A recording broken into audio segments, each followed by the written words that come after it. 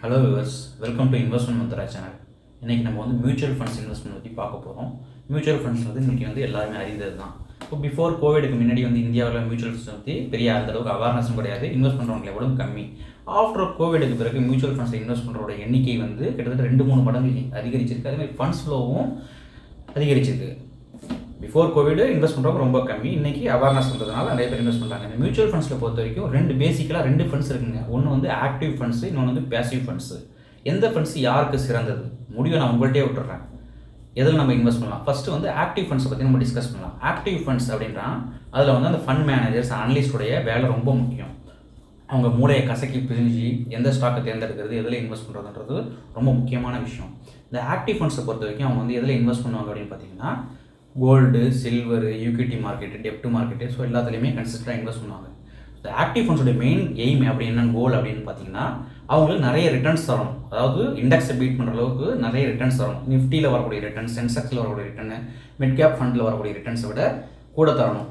அதுதான் வந்து இந்த ஆக்டிவ் ஃபண்ட்ஸோடைய வேல்யூ. இந்த ஆக்டிவ் ஃபண்ட்ஸில் வந்து எக்ஸ்பென்ஸ் வந்து அதிகமாக இருக்கும். ஏன்னா அடிக்கடி அவங்களுடைய போர்ட்ஃபோலியோ வந்து மாற்றி அமைக்கணும். என்ன காரணம்னு பார்த்தீங்கன்னா எந்த ஸ்டாக்ஸு ஏறும், எந்த செக்டார் வந்து அப்பில் இருக்குது, எந்த செக்டார்ஸில் எந்த ஸ்டாக்கை வாங்கலாம் அப்படின்னு சொல்லிட்டு அவங்க ரொம்ப ரிசர்ச் பண்ணி போய் தான் வாங்கணும். எக்ஸ்பென்ஸ் ரேஷியோ அதிகமாக உள்ள ஒரு செக்டார்.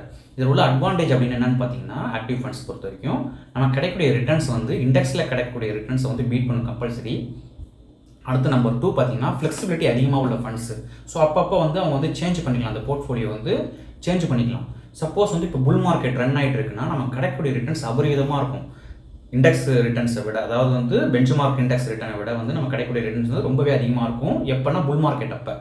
டிஸ்அட்வான்டேஜஸ் அப்படின்னு என்னென்னு பார்த்தீங்கன்னா எக்ஸ்பென்ஸ் ரேஷியோ. அதாவது இதில் வந்து செலவினங்கள் கொஞ்சம் கூட. ஏன்னா வந்து அவங்க ஃபண்ட்ஸை வந்து மாற்றி அலோகேட் பண்ணுறதுனால செலவினங்கள் கூட. அடுத்ததாக பார்த்தீங்கன்னா டிஸ்அட்வான்டேஜ், சப்போஸ் வந்து மார்க்கெட் ஃபால் ஆகுது, திடீர்னு ஒரு பியர் மார்க்கெட் வந்து வருது அப்படின்னு பார்த்தீங்கன்னா அப்போ வந்து என்ன பண்ணணும், இண்டெக்ஸில் கிடைக்கக்கூடிய ரிட்டர்ன்ஸை விட கம்மியாக கூட கிடைக்கும்.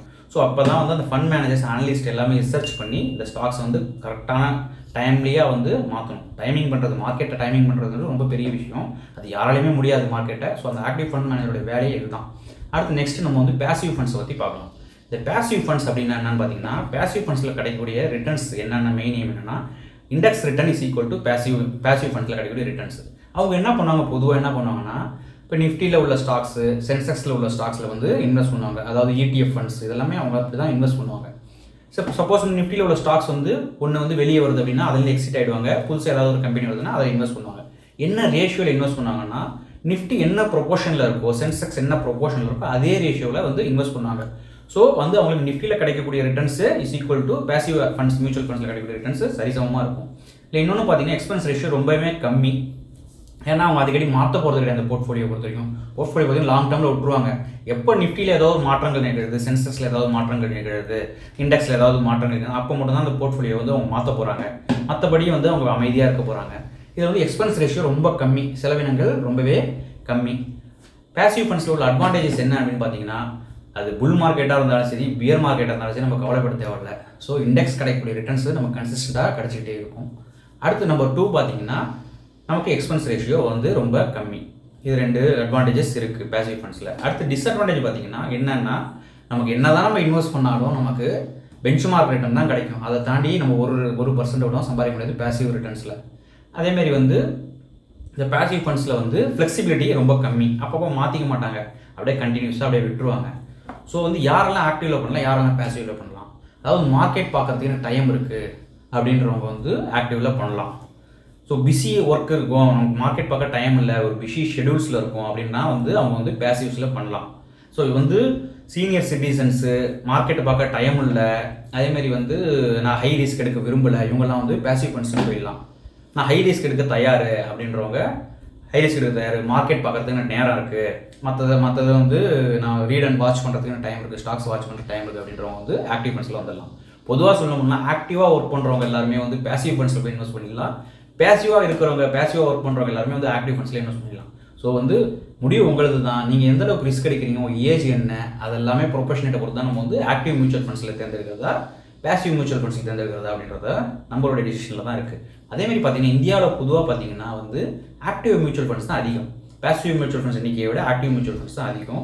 ஸோ மியூச்சுவல் ஃபண்ட்ஸ் ஒரு நல்ல ரிட்டர்ன்ஸ் கொடுத்துட்டு இருக்கிறதுனால தான் இன்றைக்கி வந்து மந்த் ஆன் மந்த் பார்த்தீங்கன்னா 20,000 கோடி அளவுக்கு மியூச்சுவல் ஃபண்ட்ஸில் இன்வெஸ்ட் பண்ணுறவங்க அதிகரிச்சுட்டு வந்துட்டு இருக்காங்க.